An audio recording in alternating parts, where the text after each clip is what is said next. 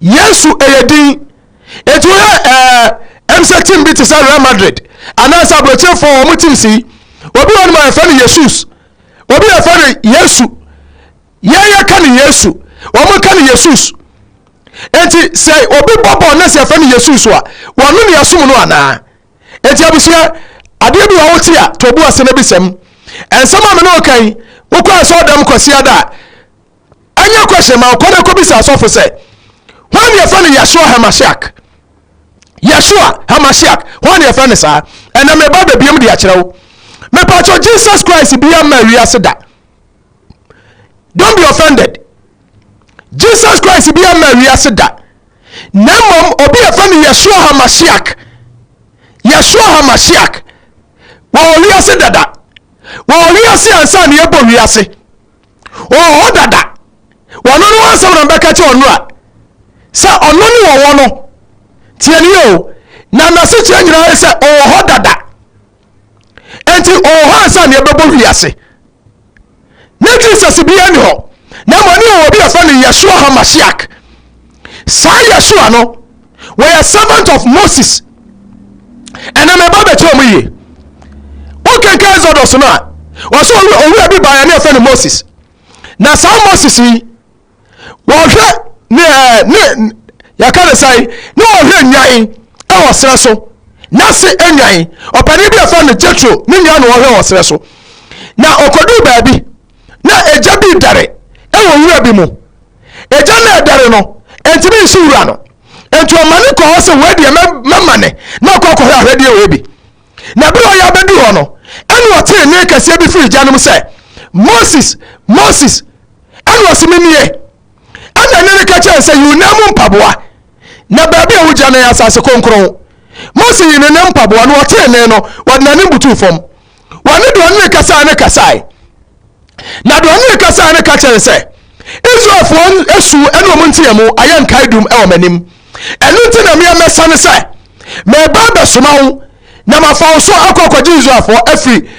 wonatamfo ensam abusia remember ti asie se onyankopon timi si fom emagi furu hawo ene o manem obefa nipa so enu nti na se wo awo yehiam na so obi baboa wo na so furu awo yehiam a de utimi kan ne se we de menyame ne se ma hia wo a enkamawu ti asam yo e tie se oni pa bi o wiase bi enyame so ba huru ho a wo be enyame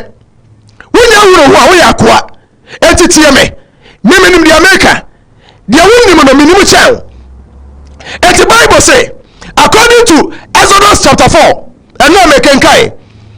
Bible say, Abraham Yesu, I can say Moses, and Obafona and I say Yamene Kasa, no. Moses wa you know want to, and to be signed as a new idea and menye. Some economical body. So woman and nanom Israel for me body detail Israel for no because woman and nanom yankopon. Na so man tiasia, e dia ba na ben senchene. Wasi de ban sanchane ne se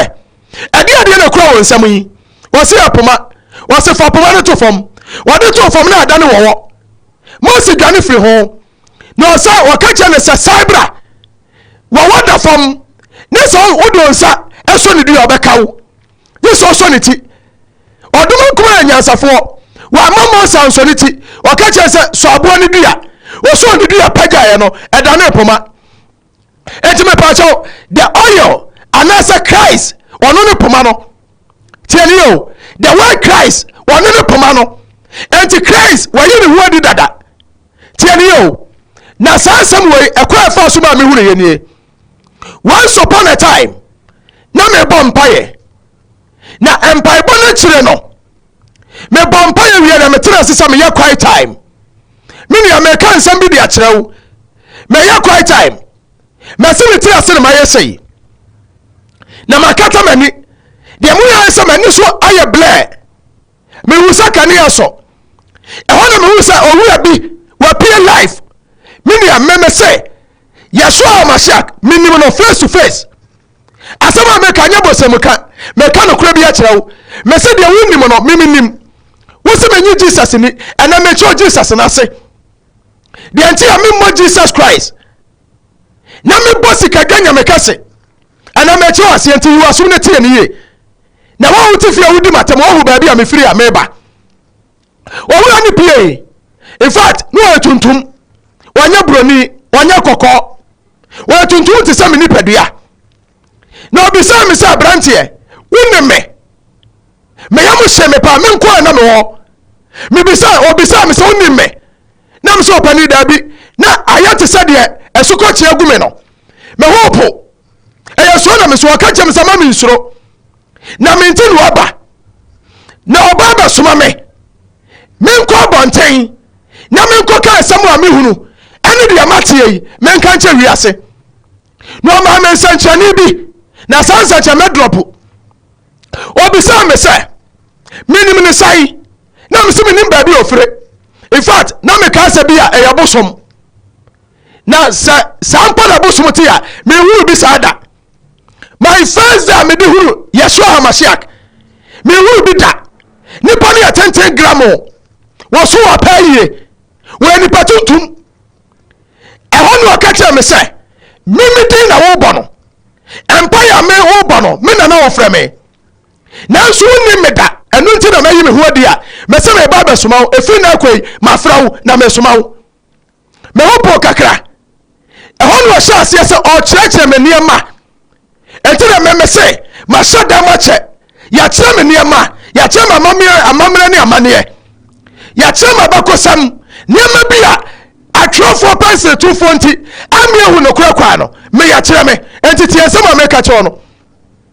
opani ne me kasai na nsɛm a ka kyerɛ me ni enyina nie obisam sɛ me je bible di na me se me gidi pa anu ase me je Yesu di na me se enu na me de yem bibia anu ka kyerɛ me se onim sɛ me gidi na mom oba ba kyerɛ me nipa kura me bɔ ne mpaye ne nipa kura ne me nam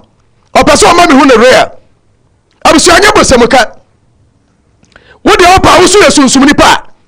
shada natrase famidi ko baabi ana wan kasa so kuta bofo ana kuta sunsum a sacheme bisa bofo se sikaga nyame kase ana se odi force kaga nyame be ne kura no obabi yesu de akyerɛw pefe mia na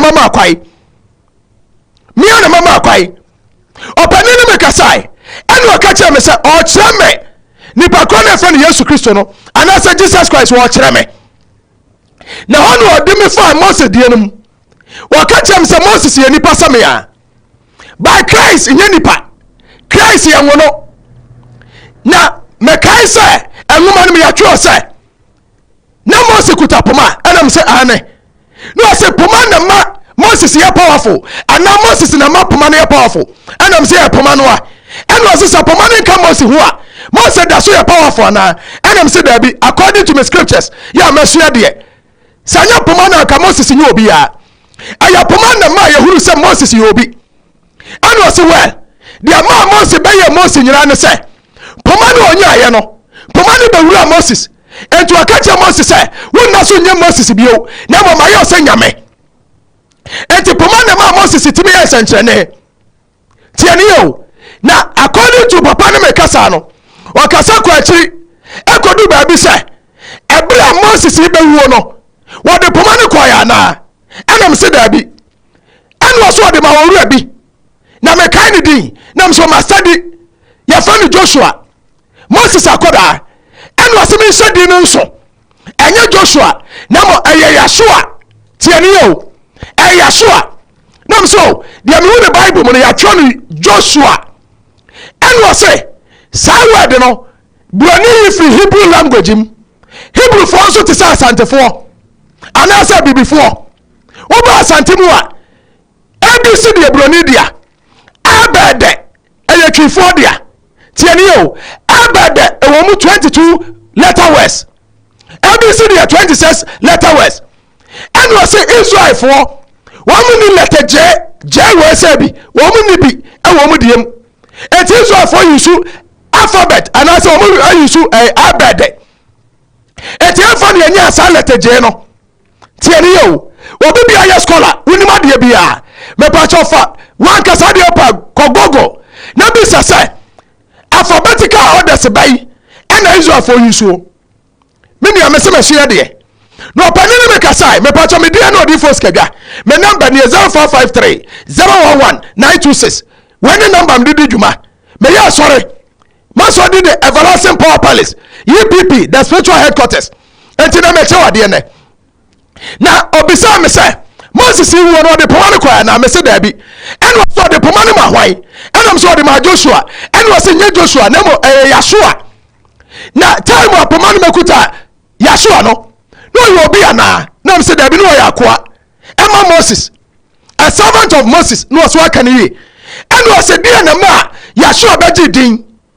na me so aye Moses na de poma ema Yashua eno ka che se wantimi ankobo she asase no so etu onu mom elidi o man no eno se de ma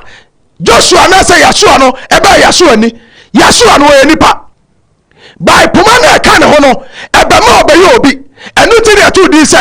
Joshua ana se Yashua de yasra no enti poma na kuta Yashua no enu ya nwosra enti maka cho se san nwosra no oda sane ntime ho no ya ka oil ana se Christ wode no woni pantime ho no etu oni pa bi obesakra na be fa awurade asem na de ato obi a wo so je ho se o Christ so fa no kura mu dia wo ye Christ wo ye nwosra efise awurade adom na ho de na aba so tie ne enyi obi a wasakra bia o enyi obi o gira park so eye dede ene ya kana wasem obi a nyame sunsum ana nyame ho ma ba so tie asem ye enti according to John chapter 4 verse number 24 wase wanyankopɔ yɛ honhom obi bi opɛ sɛ ɔsom ɔsom ne de ai honhom ne nokuram enti sɛ ɔpɛ sɛ ɔsom nyame de a nyame nya nipa nyame yɛ honhom tie ne ye nyame yɛ honhom woni pa ba na betime honhom ama na yeye what you say enti ɔka kyerɛ me sɛ de amanchi nyiwaso ba nyina ne sɛ ewiase sɛ obi pɛ sɛ osua wasa wɔkyea ne pa na sɛ obi pɛ sɛ onya wadwene a gye sɛ ɔdaadaaw enti Jeremiah chapter 8 verse number 8 was say atwofo pencil twofo no ena ma nyankopɔ asɛm ayɛ toro na science one na true the writers of the Bible no science ekwa abafa so obenya wo na atini adada wo na odi agi wagya pade enti eso ka ensem bi edi fo no ne de ho na mamre na mane na sa orudi a na odi wayɛ dai wakɔgyina di etia bibi mai ebra na wie du sɛ me nua no mesra mo momi amfa nokura no enti no okoka ne John ho se na mo bewu nokura no na nokura na ede ai ayamode hye enti owura no mekasa se sa Yashua Mashiach no wono ene ade betwe the New Testament Yashua Mashiach wono ade betwe the New Testament enti omo bolo Jesus no afi Yashua ana se menka ne se Joshua de obeti ase Yashua no eno na broni fa ne Joshua me pato iso fo ni letter J ewo masemu anase omo alphabetim enti ayewai enti Yashua Hamashiach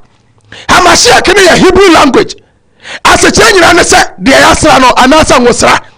anase Christ Hamashiach asechira no enti akai Yashua Hamashiach eye Joshua ya dai yasra no asechira nyina no enti omo boro Joshua ne wonsam ene ade baye Jesus obi onim nwoma bia wa study nwoma na se wasua nwoma bia asema meka wunim mepacho manya koda e wa adwirim muani no etu se so kenkai John Yesu beka asem bi e wa John chapter 5 verse number 39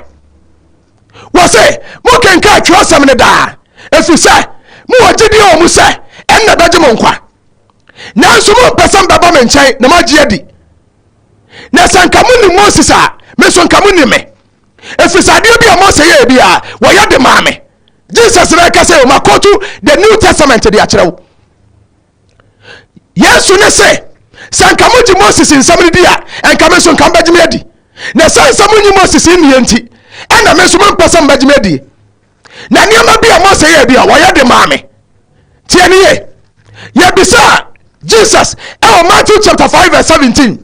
on bisa ni so wura adikanfo ni nyina beka nsam apamda emra ani adifo no begu no ana wosemo ma ne mama dwumu da se me begu na mo me ba dai me be hye ne ma wakasa fo ho yesu ne say apam dada wa magu no de Moses anyi obetoa so tieniye wo paso eto say anamo na ka Moses etuo ekodu bo sha asase so wanu etuo dane pomane ma hwan Yeshua anase Joshua enti Joshua want me nkasa ntia Moses efisa Moses na kofa nyame ne bae onia Jesus ankade ba bia da so ni Moses yaka Jesus ankade ba bia da sa apam dada wo chiri wo se apam dada mu nyame no a Moses bo na wo dawuro eyi na die no me papa no me pa tonye Jesus na kai Jesus ka sambi wo se men hyame won ka bibi na mo de metifu ja ne nchen eno na me so me dai me ka chemo eti abusia da ba na Yesu gina ho aka chemo sa wanu ni nyame wan ka bi da Jesus me ne meja eye baako tieni yo enti Yeshua Mashiach no wan ka sansam nyina kire me wo wi no eno se so person ya me na sika ne dwetɛ nyina ya dai eya me dia me na sika ne dwetɛ nyina ya me dia enti kwa Bible num what time me quotation be me refi da Haggai chapter 2 verse 8 was say me na sika ne dwetɛ ya dai eya me dia eho eno ka kire me say me ya fa me saba ni mu a me na sika ne dwetɛ ya dai eya me dia was say nyame ne dɔɔso ba kase wo mo no woni nyame kase ana sika akonya so nti sa akonya amete so yi eya akonya na ma akonya na sika so dia ya nyame a na ya dia yi me tie ni yo sika enti the way sika ganya me kase no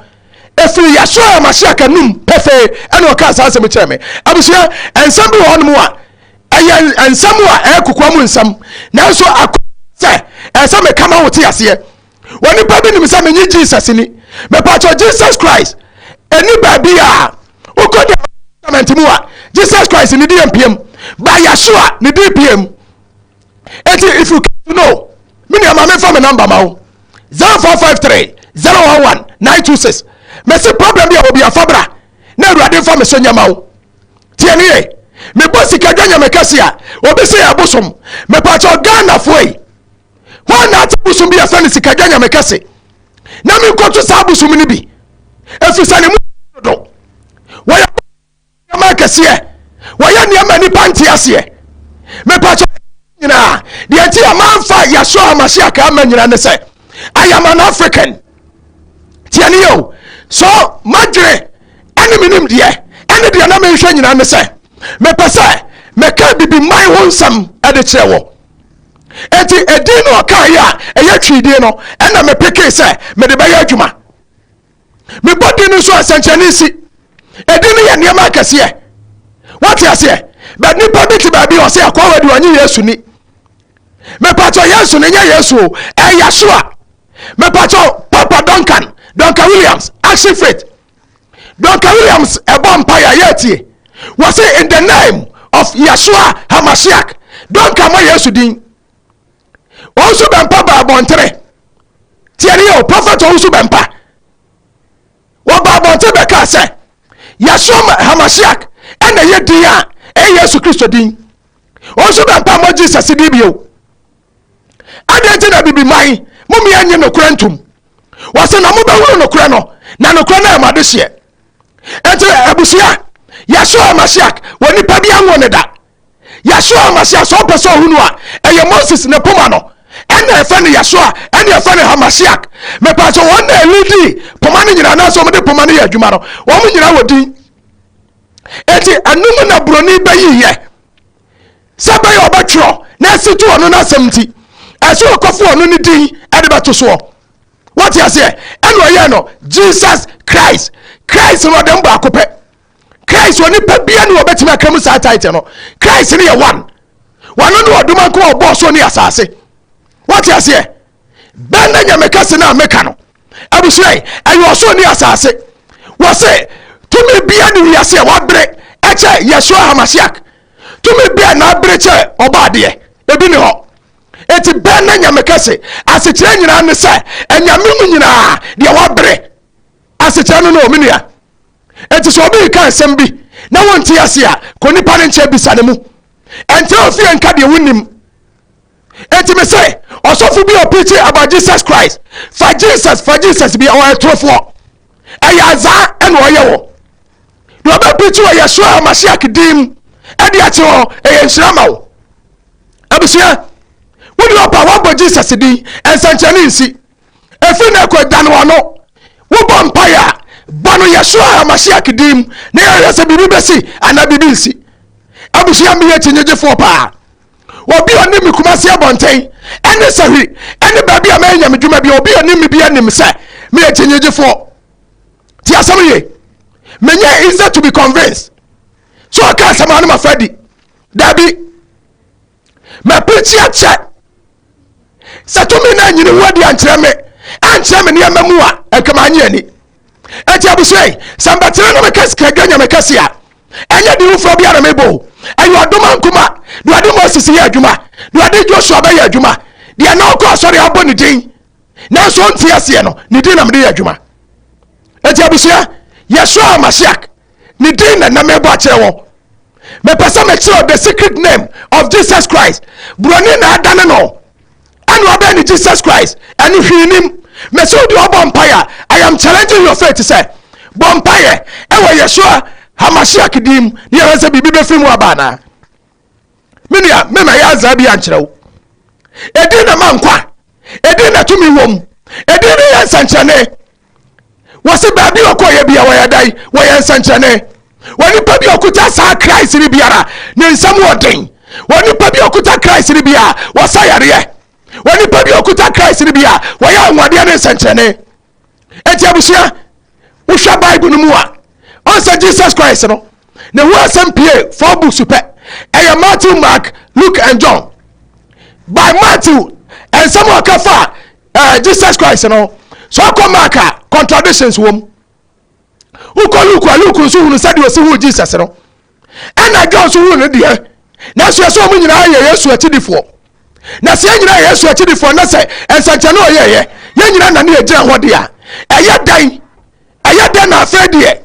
we kan de na we so aka ne de enti abusia enna me ka bibi de akyerewo Yesu na abone de minim ne kyau minim ne fili me ne di come all the time me ti o mani abie me hura de eno ti no obi de yare ba me timi sane yare obi wa mane mu a me timi gene nkwa obi ade so obi a me huru ne masoye no eye di no edi ba kope Yeshua Mashiach edi ne demufo a me ne amekanfo sa di mawo sa fi na kwe wo de emos ka ganya me kase din emo ba na nya me kase din eye twi kasa na Ghana nso de wan kasa o kasa na ede ma wo no wo mpe de ama ya bre nyina ne o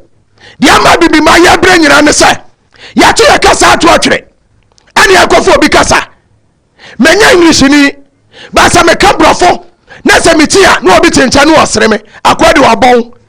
sa me ka twi na sa meti di amabon wa maya yampia kasa etu de dina me boy ne fato nchen efi na ko bompaye ewo Yeshua Mashiach dim na ya se bibi besi ana bibi nsi so boy Yeshua Mashiach dim na se bibi si dia ene fa se dama me nyankopon na me nyankopon ne wo hu minia me number me didi dwumanie 0553 011 926 me ya so Kumase Sokobai petuda Kumase Sokobai ahodwo da bai Sokobai ehwa na me ya sori kwasi ada bia na me ya sori efi dwa da kosi me da me ya emergency counseling woni pa bi o obi o tumika no mra na agya mfa me so nsane no na agya mfa me so miye kwa ma no na agya mfa me so enye nsanchane ne anwade mfa ma no de wo mia ane eboa no ebi ana ayo hene wo hira woni ho bambo wo hira wo ti akonwa so edu to anko ne eto ominia akonwa na wo ti so no eka obi nko na nko na ti so papa wo de hene maami wo de hema entrance mo obi mfa se kanwa nanka wo yo hire na ne ho bamba me pato ti sa akoko ayaye no occasion de ye bekum obi de onam wo trase wo ti akonwa so every day yare yare ne free na du ha me pa cho konya na wote so no wo hia odifo ana ode hunu ni bi yo baba ho ban wo study Bible no the first king of Israel Bible say afa ne king Saul odifo bi e ba bia no odifo a wota na chie enti so yo here no ni odifo a me ne adue wo betime wu ntam pa wo bambo na wo bambo ye ebi ana yare me se fabra wo ti di say jabetima fam so aboa wa me pa cho me number ni 0553 011 926 ofa me no be di nkomo me pa cho busia ma me nka se me nchi ose me yodifo a me to nchia me dia ya nchia to wo so akoba bi 190 abre wo problem obi antimi anya amawo abusia me se bra ma ya nto nchia wan kasa kobo lete ma lawyer nsan na wan kasa sai na ka kire lawyer ne se me ne yeso amasiak ekokoto nchia na nchia to no se me mane bre wei me case watimi ya mamia ade a me de to so no onfa anya yi a me ni asem me pacho me ni watem me nia me se do aso ne so abre no wo mra na yeso a amasiak enfa me so ensua no no nya ho meje e ma ne kra me nia yare bi na da so abra ebi ani ato wadu wonya hawo problem kase onsa no ameka papa bi wansam kirawo eja boaje enema wo papa na mani age ne nana ahuro dobo no mese me de baba TV so amana baba di adanse de akirawo na mo hu sampa asama ameka mo nyira so mese me mento de o ma so dem mento ne ade wo ba me ncha me nyusu oil me fa ba nya adwuma minim ni nyina minim ko fa so prepare oil ba me nya me fa ba nya adwuma me dia wo se ordinary mu asam na bo so ne asase ewade mfa ne nsanka de wakasa na ya adwuma enti kasama no nyi wotumi ene ode amame enti me nua na metumi nsafrawo tumi ka ne bra eja boaje na ahunu se no ena ne na twetwe akaka kra bi na ne na ko maka cho se ena na wotwe me de wapa beba amana ba be di adanse na wo hwe ne na no a ye bayi before and after e de akyerewo na moje di say edi na me bo no ensanchane di na chi enti wo se de obaje di na die no sanchane ba dai e be di na chi enti me nua yesu na wo kana asem no ye mfa ne sa ye fa ne Yeshua Hamashiach ya Tete Donka Williams wo bompa ye bia in the name of Yeshua Hamashiach enti abusia de anto fia wo keka akodo anyi nyame ni wanyi Yesu ni me pato me gini di chen minim ne chen wonim no me boni di ansanchane si wo so boni di ahwensi enti na se fa ha bra na awurade fa me so nyama wo onua me de osumre besi wa o che me emergency counseling ebi ana ohia emwa sunsum mwa awurade ba fa me so aboa wo se kasama e basa enkane na kan dia ma ekoyie se kasama na e basa abusia me yesika kwa nkyere